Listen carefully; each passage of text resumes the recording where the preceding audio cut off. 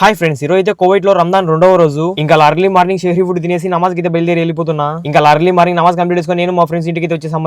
ఇంకా అలా మళ్ళీ పొద్దున్నే కోవిడ్ పిల్లకాయలు స్కూల్ దగ్గర డ్రాప్ చేసి వెళ్ళిపోతున్నా. అలా కోవిడ్ పిల్లకాయలు స్కూల్ దగ్గర డ్రాప్ చేసి మళ్ళీ ఇంటికి వచ్చేసా. తర్వాత మధ్యాహ్నం వరకు ఒక డ్యూటీ పల్లె డైరెక్ట్ మళ్ళీ మధ్యాహ్నం స్కూల్ డ్యూటీకి వచ్చేసిన.